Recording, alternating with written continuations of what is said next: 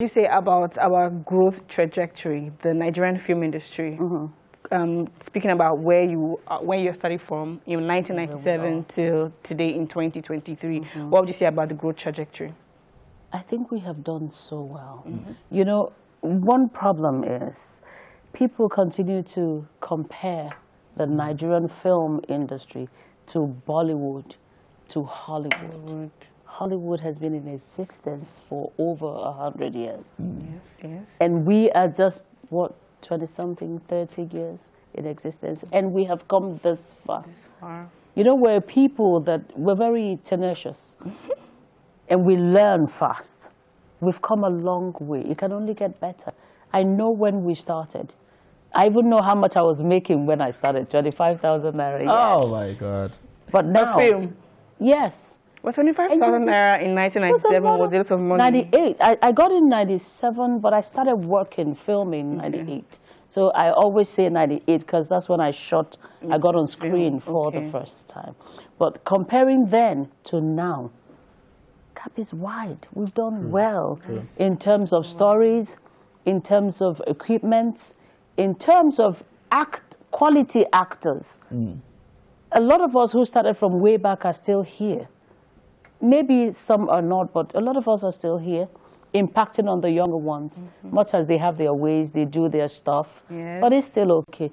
There's some of them that listen. There's some of them that want to learn, and they do learn. Some take out time on their own to better themselves by, you know, some will go to acting schools, some will go for classes and stuff like that. Some watch a lot of movies. I watch a lot of movies because I want to learn. You never stop learning as long as you're alive.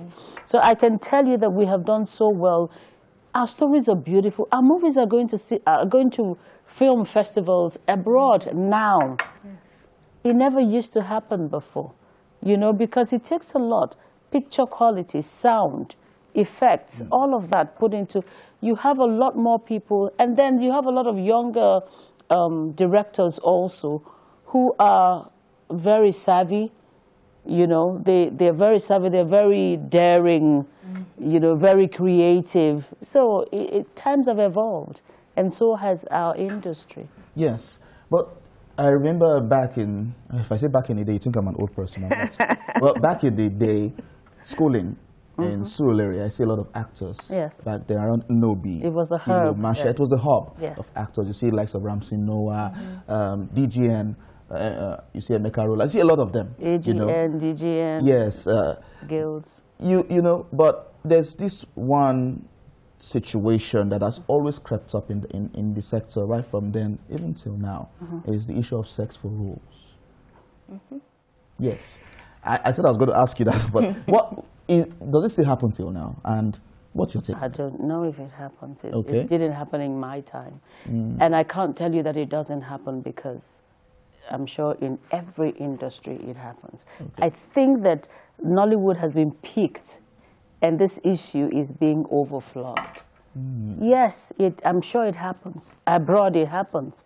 Now, what happens is if someone is asking you to give what you don't want to give, you're an adult. I'll only frown when we're talking about a minor. But in the case of an adult, I know that it's wrong, but oftentimes we have a choice to make. It's your decision. Have people made passes at me in the industry? Yes. Actors, directors, you know, producers. It's my choice to say no. It's my decision. And I can tell you that in 25 years of being in Nollywood, I haven't had that history. I'm speaking for me now. Okay? So, and there's so many things involved in this sex for role thing. A lot of young girls will come out and tell you, oh, he says to me, if I don't do this, he won't give me a role. Walk away. If you're confident enough in what you have, walk away. Try the next director. He might not be as corrupt as this one. But there's the mindset that it goes everywhere. Lecturers in school do sex for marks. Yes, yes, they certainly do. In the banking sector, it happens. In every institution, it happens. It's for you as a woman or the person at the receiving end to decide what you want. So, and then you see a lot of young girls now who come to auditions. I've been to many. You come to audition Just say it. Let's hear it. half naked. Half naked. Okay. That was good. If you're going to a party, it's a different thing. Flaunt it. I mean, we all flaunt it. I do sometimes. Okay. Yes. Okay. But you can't be going for an audition and you're half dressed. And you're going to be auditioned by a male who is able. I don't know what you expect. If he's not responsible, he will hit at you. He will hit on you. It's natural.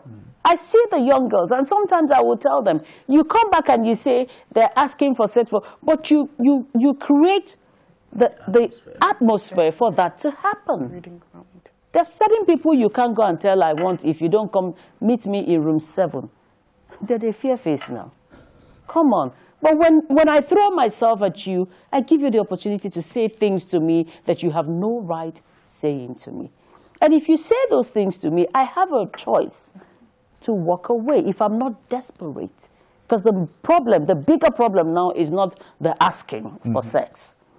I'm not saying it is right, don't get me wrong. Okay. But the ability to walk away, a lot of them don't have it. I can tell you that now. Or would you say that that is a part of desperation on their part? It's not part of desperation, it is desperation.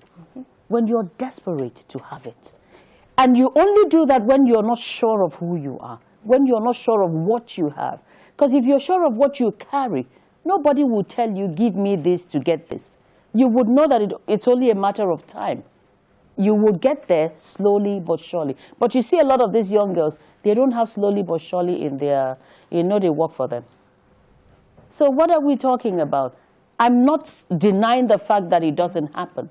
I'm just saying that as many times as it has happened, a lot of people walked away. And some who didn't, it worked for them.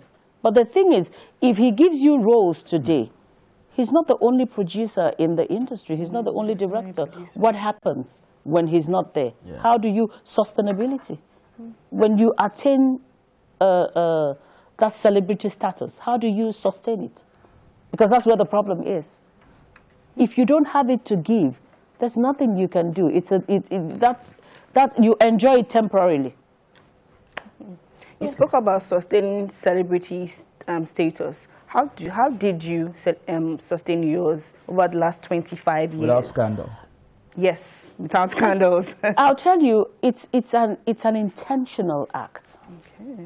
Very intentional. I'm not a perfect person.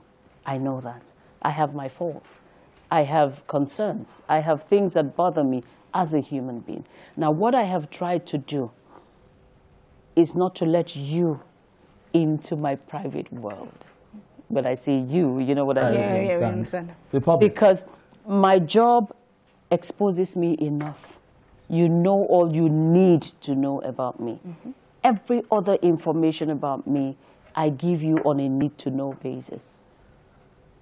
There's nothing to hide. I just want a little bit of privacy. And when you're able to do that, there are two things. You might not be as popular as everybody else. You might not be on the faces of newspaper, blogs, and all the time. But for me, that peace of mind that I enjoy when I'm not on set, I value it more than anything else. Okay.